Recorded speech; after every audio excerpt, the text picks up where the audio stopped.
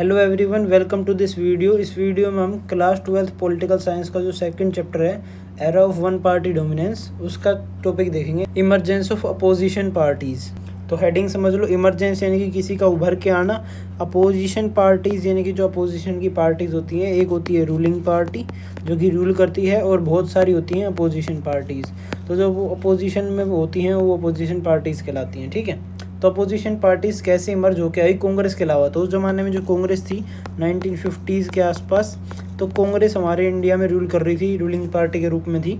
तो उसके अपोजिशन में जो बाकी पार्टीज़ थी वो कैसे धीरे धीरे इमर्ज होकर आई, अलग अलग नई नई पार्टीज़ बनी, फिर उनका क्या क्या स्ट्रक्चर था, क्या कब बनी और फिर उनका क्या रोल था और कौन कौन से लीडर्स उनमें से उभर के आए, उनकी सिग्निफिकेंस क्या थी और अपोजिशन पार्टीज़ और रूलिंग पार्टीज़ के बीच में रिलेशन कैसा था, क्या वो रिलेशन यूनिक था, वो रिलेशन अब क्यों नहीं बचा। तो ये जितनी भी चीज़ें होंगी वो इस वीडियो में जानेंगे, ठीक है। सबसे पहले बता रखे कि इंडिया में era of one party dominance था। Era of one party dominance ये तो आपको पता ही चल गया होगा। अब तक जो कांग्रेस पार्टी थी उसका वन पार्टी डोमिनेंस था। कब से कब तक? 1950s से लेके 1977 तक लगभग कांग्रेस का वन पार्टी डोमिनेंस था। कांग्रेस ही वो पार्टी थी जो कि रूल कर रही थी इंडिया में इतने सालों तक, ठीक है। लेकिन फिर उसके बाद बताया गया कि era of one party dominance तो था, मतलब उसका कांग्रेस की अकेली पार्टी थी जो कि इलेक्ट होके आ रही थी बार बार। लेकिन फिर भी इंडिया में बहुत सारी डाइवर्स और वाइब्रेंट अपोजिशन पार्टीज थी। यानी कि कांग्रेस, जो इंडियन नेशनल कांग्रेस थी, वो इलेक्ट होके आ रही थी, उसकी जो डोमिनेंस थी, वन पार्टी डोमिनेंस, वो भी थी। लेकिन फिर भी हमारे देश में बहुत सारी अपोजिशन पार्टीज थी, वो भी वाइब्रेंट, यानी कि अलग अलग तरह की बहुत सारी डाइवर्स अपोजिशन पार्टीज थी। यानी कि ये नहीं कह सकते कि कोई पार्टी नहीं थी जब जाके कांग्रेस जीती। बहुत सारी पार्टीज थी, उनमें से एक पार्टी कांग्रेस थी और कांग्रेस जीती। ये बता रखा कि इतनी ज़्यादा अपोजिशन पार्टीज थी कि उतनी पार्टी तो जो बाकी देश है जो कि मल्टी पार्टी डेमोक्रेसी हैं बाकी देश, उनमें भी नहीं होगी। कि मतलब बाकी देश हैं जहाँ पे एक साल कोई पार्टी आती है, दूसरी साल कोई और पार्टी आ जाती है, तीसरी साल कोई और पार्टी आ जाती है, ABC। और हमारा इंडिया है जहाँ पे INC ही आ रही है इतने सालों से।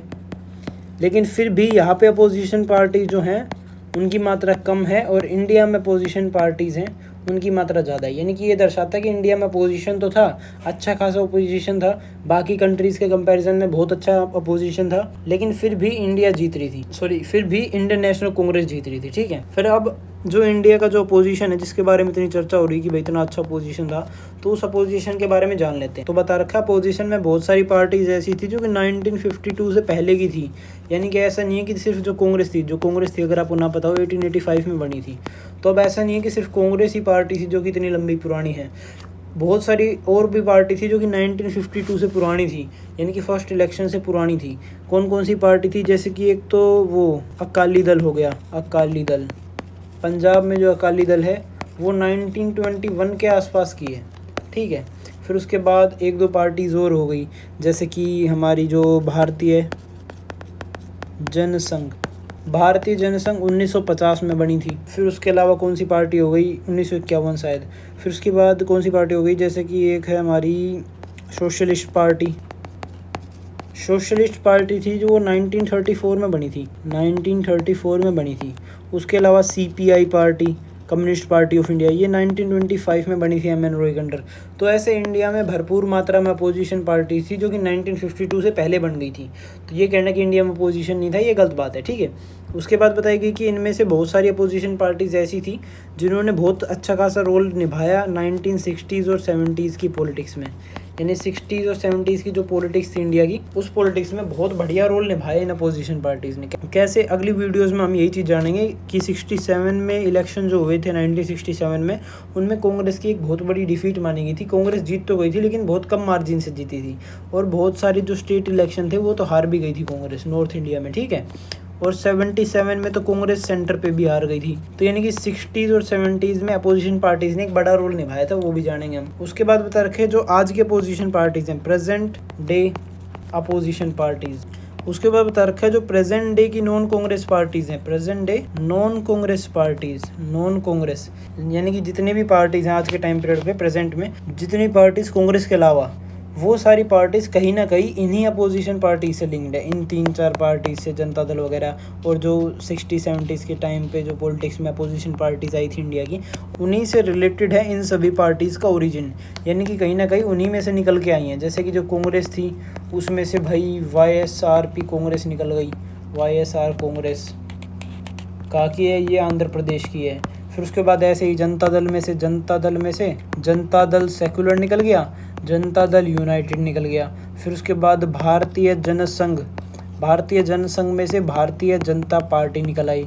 फिर उसके बाद ऐसे ही बहुत सारी पार्टीज निकली, जैसे कि कम्युनिस्ट पार्टी ऑफ इंडिया थी, उसमें से Communist party of India Marxist निकल आई, Communist party of India Marxist Leninist निकल आई, और ऐसे ही बहुत सारी पार्टीज निकल आई। तो आज के टाइम पीरियड की जो बहुत सारी पार्टीज हैं वो अपोजिशन की, जो उस जमाने की अपोजिशन थी उनमें से निकल के आई हैं, ठीक है। तो ये बात बता रखी है। फिर उसके बाद बता रखा है कि भले ही हमारा अपोजिशन कितना भी अच्छा हो उस ज़माने का, भाई इतना तगड़ा अपोजिशन था, बहुत सारी पार्टी थी, जो मल्टी पार्टी डेमोक्रेसी है बाकी देशों की, उनसे भी ज़्यादा पार्टीज थी हमारे इधर। लेकिन फिर भी क्या होता है, ये जो अपोजिशन पार्टीज थी, इन पार्टीज़ के पास पावर नहीं आती, इन पार्टीज़ के पास जो पावर है वो बड़े लेवल पे नहीं आती। उस ज़माने में जब कांग्रेस का डोमिनेंस चल रहा था, उस ज़माने में इनको सिर्फ एक टोकन रिप्रेजेंटेशन मिल पाया। टोकन रिप्रेजेंटेशन क्या होता है? टोकन रिप्रेजेंटेशन होता है यानी कि बहुत ही कम रिप्रेजेंटेशन, बहुत ही कम सीट मिली इन्हें।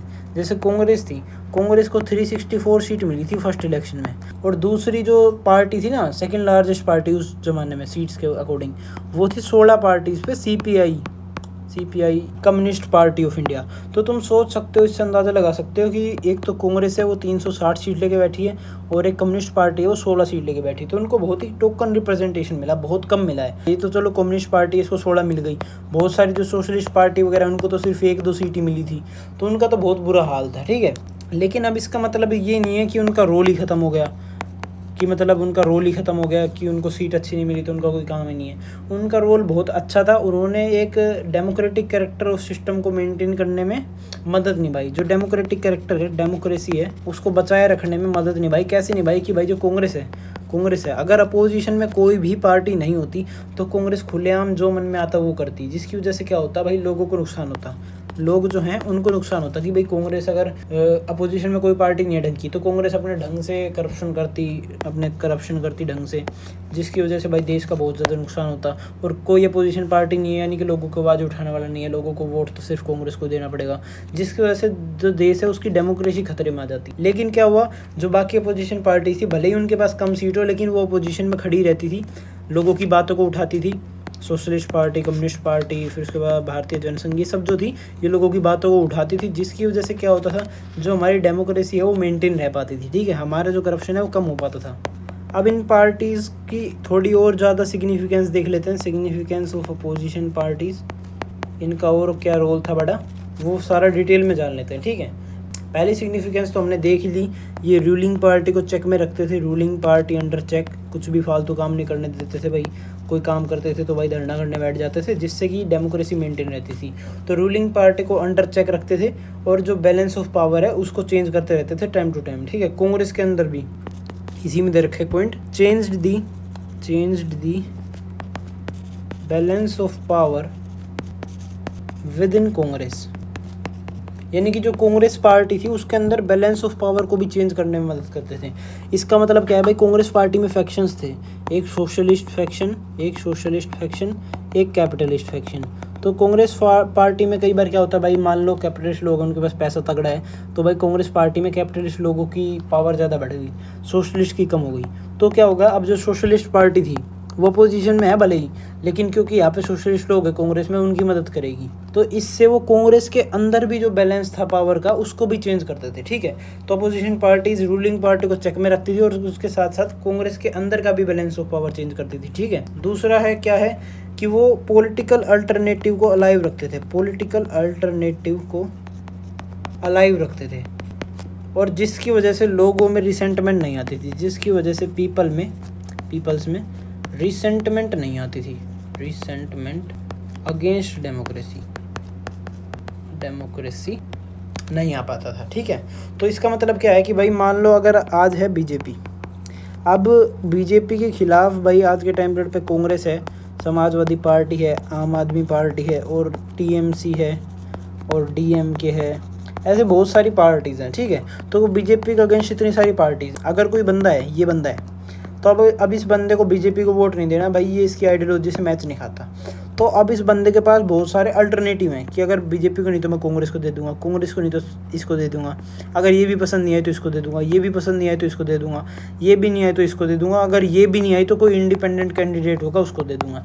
मतलब जी तरह के ऑप्शन है लोगों के पास। आज भी अगर एक सीट है तो उस पर कम से कम 20 कैंडिडेट खड़े होते हैं, तो उसके पास भरपूर मात्रा में ऑप्शन है। तो उस ज़माने में जो पॉलिटिकल अल्टरनेटिव अलाइव रखने का काम करा, वो काम करा अपोजिशन पार्टीज़ में। उस ज़माने में भले ही जो कांग्रेस थी, इंडियन नेशनल कांग्रेस थी, उसकी डोमिनेंस थी, लेकिन फिर भी उसके अपोजिशन में अच्छी खासी पार्टी थी, जैसे कि उस ज़माने में हो गई Bharatiya Jana Sangh, socialist party, communist party of India, communist party of India, Marxist, फिर उसके बाद ऐसे स्वतंत्र पार्टी, फिर ऐसे बहुत सारी पार्टीज़ हो गई थी अपोजिशन में। तो अगर किसी बंदे को कांग्रेस से सेटिस्फेक्शन नहीं मिलती तो वो बाकियों को दे देता था। तो इससे जो हमारी डेमोक्रेसी है उसकी कैसे हेल्प होती है, उसकी ऐसे हेल्प होती है, मान लो ये बंदा है, अब अगर इसके टाइम पीरियड पे ना तो कांग्रेस होती, ना समाजवादी पार्टी होती, ना आम आदमी पार्टी, मतलब कोई भी इसके पास एक अल्टरनेटिव नहीं होता, मान लो सिर्फ एक बीजेपी ही एक वैलिड ऑप्शन है इसके सामने। तो अब इसके मन में क्या आएगी कि भाई बीजेपी है, सिर्फ मैं तो किसी को वोट नहीं दे सकता, ये डेमोक्रेसी तो किसी काम की नहीं है। वो ये सोचने लग जाता अपने मन में कि डेमोक्रेसी तो किसी काम की नहीं है भाई, मेरे को तो सिर्फ सामने बीजेपी को वोट देना है और बीजेपी को मैं वोट देना नहीं चाहता। तो उसके मन में एंटी डेमोक्रेसी भावना बन जाएगी, एंटी डेमोक्रेसी, जिसकी वजह से क्या पता भाई वो 10-15 लोगों के साथ कोई प्लानिंग कर ले, कोई बॉम्बिंग बिठा दे पार्लियामेंट में, कोई कुछ और कर दे, कोई टेररिज्म एक्टिविटी कर दे, एंटी डेमोक्रेसी कोई एक्टिविटी कर दे, जैसे हिटलर ने की थी, तो वैसी कोई एक्टिविटी कर दे। तो इस काम को भी रोक दिया अपोजिशन पार्टीज़ ने, उस ज़माने की अपोजिशन पार्टीज़ ने, क्योंकि उन्होंने एक पॉलिटिकल अल्टरनेटिव दे दिया, जिसकी वजह से लोगों के मन में भरपूर ऑप्शंस थे, जिसकी वजह से एंटी डेमोक्रेसी भावना नहीं फैली, जिसकी वजह से डेमोक्रेसी बची रही। ठीक है, तो ये 2 कारण आपको समझ आ गए होंगे। अब तीसरा कारण देखते हैं। तो इन पार्टीज़ ने उन लीडर्स को भी ग्रूम करा, जो कि आने वाले फ्यूचर में देश के काम आने वाले थे। कौन से लीडर्स? जैसे कि भाई कोई बंदा है, मान लो अटल बिहारी वाजपेयी, आपको बेस्ट एग्जांपल देता हूँ इस चीज़ का। मतलब ये लाइन सुनते ही तुम्हारे दिमाग में अटल बिहारी वाजपेयी आ रहा है तो तुम बढ़िया राह पे चल रहे हो। ठीक है, अटल बिहारी वाजपेयी क्या थे भाई? भारतीय जनता पार्टी के फाउंडर थे। ठीक है, और ये 1998 से लेकर 2004 तक देश के PM रहे और उन्होंने देश की डेवलपमेंट में एक बहुत अच्छा खासा रोल निभाया। ठीक है, तो अब क्या था, अटल बिहारी वाजपेयी ने भारतीय जनसंघ में एज अ मेंबर काम करा, एज अ मेंबर। तो भारतीय जनसंघ 1950 में फाउंड की गई थी, 50 या 51, और उसके टाइम पीरियड की अपोजिशन पार्टी थी। तो हमारी जो हेडिंग है वो क्या है कि अपोजिशन पार्टीज़ ने, उस जमाने की अपोजिशन पार्टीज़ ने देश के बड़े बड़े फ्यूचर लीडर्स को तैयार करा। तो अपोजिशन पार्टीज हमारी कौन सी? एग्जाम्पल में हमारी अपोजिशन पार्टी है भारतीय जनसंघ। इसने देश के फ्यूचर लीडर कौन है? अटल बिहारी वाजपेयी, जो कि बाद में जाके देश के PM बन जाएंगे। उनको ग्रूम करा 1950s के आसपास, जब ये पार्टी बनी थी। कई सालों तक इस पार्टी ने अटल बिहारी वाजपेयी को ट्रेनिंग दी और इवेंचुअली अटल बिहारी वाजपेयी हमारे PM बन जाते हैं। ठीक है, तो देश के आने वाले जो लीडर्स थे, उन लीडर्स को भी ग्रूम करने में बहुत बड़ा रोल था अपोजिशन पार्टीज़ का। उम्मीद करता हूँ समझ आया होगा। अब अगला टॉपिक देखते हैं, relation between ruling and opposition parties. तो इसमें बता रखा है कि जो अपोजिशन पार्टी थी और रूलिंग पार्टी थी, उनके बीच में रिलेशन क्या था। जैसे कि आज के टाइम पीरियड पे बीजेपी है और जो कांग्रेस है, या फिर जो इंडिया अलायंस हो गया आज के टाइम पीरियड पे। तो जो इंडिया अलायंस है उसकी जो पार्टीज़ है और जो बीजेपी या फिर NDA अलायंस है, इन दोनों की 24 घंटे बसती रहती। कभी देख लो तुम, कभी मतलब एक कोई भी मुद्दा ऐसा होगा कि भाई नेशनल सिक्योरिटी का मुद्दा है, फिर कोई और मुद्दा है, किसी पे भी साथ नहीं होंगे भाई। अगर कांग्रेस ने कोई अच्छा काम करा होगा, मान लो जैसे 1971 का वॉर था, उस वॉर में भाई जो कांग्रेस थी, इंडियन नेशनल कांग्रेस, उसने अच्छा काम करा था भाई। उसने भाई पाकिस्तान के 2 हिस्से करवा दिए थे, एक पाकिस्तान और एक बांग्लादेश। इंडिया को वॉर में जिता दिया था। लेकिन फिर भी बीजेपी हर जगह कहती घूमेगी कि कांग्रेस ने कुछ काम नहीं करा, कांग्रेस ने तो आतंकवादियों को बढ़ावा दिया वगैरह वगैरह। बल्कि कांग्रेस ही वो पार्टी थी जिसने RNW या फिर रो, जिसे आप इंडिया की सिक्योरिटी एजेंसी के नाम से जानते हो, उसको फाउंड किया था। रो की पावर्स भी कांग्रेस ने बढ़ाई थी। तो जितने भी सिक्योरिटी रिलेटेड काम थे वो कांग्रेस ने बहुत अच्छे तरीके से करे थे इंदिरा गांधी के अंडर में। ठीक है, लेकिन बीजेपी वाले हमेशा कांग्रेस को बकते रहेंगे कि टेररिज्म को बढ़ावा दे दिया वगैरह वगैरह। वही दूसरी ओर बीजेपी कोई अच्छा काम कर देगी, देश के भले के लिए लिए कोई काम कर देगी भाई, डेवलपमेंट कर देगी या फिर कोई और काम कर देगी, तो जो कांग्रेस है या फिर इंडिया अलायंस है फिलहाल का, वो बीजेपी कहने लग जाएगी तो सब कुछ झूठ है वगैरह वगैरह, यानी कि इनकी बिल्कुल नहीं बनती आज के टाइम पीरियड पे। लेकिन पुराने ज़माने में कैसा सिस्टम था, क्या पुराने ज़माने में भी ऐसा था, तो ये जानते हैं इस टॉपिक में। तो पुराने ज़माने में क्या है, बता रखा है कि बहुत सारी म्यूचुअल रिस्पेक्ट रहती थी। म्यूचुअल रिस्पेक्ट रहती थी किन के बीच में, between leaders of Congress, Congress के leaders and opposition parties, opposition parties यानी कि जो अपोजिशन के लीडर्स रहते थे उनके बीच में और कांग्रेस के लीडर्स के बीच में अच्छी खासी रिस्पेक्ट रहती थी और वो एक दूसरे को रिस्पेक्ट से बोलते थे। जैसे कि आज के टाइम पीरियड पे 2024 या फिर 23 के आसपास, करेक्ट तो मेरे को पता नहीं, इसी साल या फिर पिछले साल, एक बीजेपी के एमपी ने भरी पार्लियामेंट में अपोजिशन वाले को गाड़ी बक दी थी, भरी पार्लियामेंट में ये काम कर दिया था, ठीक है। तो ये बहुत ही गंदी चीज़ थी, शर्मनाक चीज़ थी। बेशक किसी के एमपी ने करी हो, किसी के खिलाफ करी हो, लेकिन बहुत ही शर्मनाक चीज़ थी। अगर भाई हमारे देश से 543 बंदे सेलेक्ट होकर जाते हैं किसी जगह पे देश के काम करने के लिए और उधर जाके वो एक दूसरे को गाड़ी बक रहे हैं, फिर तो भाई देश का क्या ही भला होगा, तो आप सोच सकते हो, ठीक है। लेकिन उस जमाने में क्या था, 1950s के आसपास अपोजिशन के लीडर्स में और जो रूलिंग के लीडर्स हैं उनमें अच्छी खासी रिस्पेक्ट होती थी, एक दूसरे को रिस्पेक्ट से बोलते थे, कंस्ट्रक्टिव क्रिटिसिज्म करते थे, यानी कि उस जमाने में बात ही अलग थी, ठीक है। दूसरा बता रखा है कि उनमें इतनी रिस्पेक्ट होती थी कि वो अपोजिशन पार्टीज को कैबिनेट में बिठा लेते थे। जैसे कि ये बता रखा है कि जो इंटरिम गवर्नमेंट थी, इंटरिम गवर्नमेंट और जो फर्स्ट गवर्नमेंट कब, आफ्टर 1952। इंटरिम गवर्नमेंट तो आपको पता ही होगी, 1947 के बाद देश में इलेक्शन तो हुए नहीं थे, तो जो सरकार बनी थी टेम्पोररी सरकार, जब तक पहले इलेक्शन ना हो, उसे बोलते हैं इंटरिम गवर्नमेंट। कॉन्स्टिट्यूशन मेकर्स थे इसमें, ठीक है। और एक थी फर्स्ट गवर्नमेंट जो कि इलेक्शन के बाद बनी थी, हमारी फर्स्ट इलेक्शन के बाद वो। तो इन दोनों की ही जो कैबिनेट थी, कैबिनेट यानी कि अगर आप नहीं समझते तो कैबिनेट यानी कि जो पूरे 543 बंदे सेलेक्ट होके जाते हैं, 543 एमपी, तो वो सारे के सारे बैठ के काम नहीं करते, उनमें से कुछ 30-40 ही काम करते हैं, उन्हें बोलते हैं कैबिनेट। इनमें एक होता है प्राइम मिनिस्टर, बाकी उसके मिनिस्टर्स होते हैं। भाई किसी मिनिस्टर को रेलवे का काम दे दिया, भाई रेलवे, इंडियन रेलवे जितनी है उसको तू संभालेगा। किसी को स्पोर्ट्स का दे दिया, भाई इंडियन स्पोर्ट्स जितना है उसको तू संभालेगा। किसी को भाई होम मिनिस्ट्री दे दी, भी इंडिया में जितने भी काम है सिक्योरिटी वगैरह के वो तू संभालेगा। किसी को डिफेंस मिनिस्ट्री दे दी, भाई फॉरेन डिफेंस वगैरह जितना काम है वो तू देखेगा। किसी को एक्सटर्नल अफेयर्स दे दिया, एक्सटर्नल अफेयर्स का तू देखेगा। तो ये जो काम होता है सारा ये होता है मिनिस्टर्स का, जो कि होते हैं कैबिनेट में, ठीक है। तो 30-40 होते हैं कैबिनेट में मिनिस्टर, लगभग कम भी हो सकते हैं ज़्यादा भी, लगभग 80 हो सकते हैं मैक्सिमम, और कम से कम तो तुम कितने ही रख लो, इसकी कोई लिमिट नहीं दे रखी, ठीक है। तो जो कैबिनेट थी फर्स्ट गवर्नमेंट 1952 की और इंटरिम गवर्नमेंट की, इनमें अपोजिशन लीडर्स भी थे बहुत ज़्यादा, अपोजिशन लीडर्स। ऐसा कभी भी नहीं होता आज के टाइम पीरियड पे। आज के टाइम पीरियड पे अगर भाई बीजेपी की सरकार बनी है तो जो कैबिनेट होगी उसमें 100% लोग बीजेपी या फिर एनडीए जो कि उसका अलायंस है उसके होंगे। अगर भाई कांग्रेस की सरकार बनी है तो उसकी कैबिनेट में 100% कांग्रेस या फिर जो इंडिया अलायंस अभी कांग्रेस वालों ने बनाया है उसके मेंबर्स होंगे। यानी कि उनके अपोजिशन के जितने भी लीडर्स होते हैं उन्हें कैबिनेट में बैठने ही नहीं देते। लेकिन भाई शुरुआत में हमारी जो पॉलिटिक्स थी वो इतनी मैच्योर थी कि कैबिनेट में अपोजिशन लीडर्स भी बैठे थे। जैसे कि भाई बी आर अम्बेडकर तो बी आर अम्बेडकर और क्या थे, श्यामा प्रसाद मुखर्जी।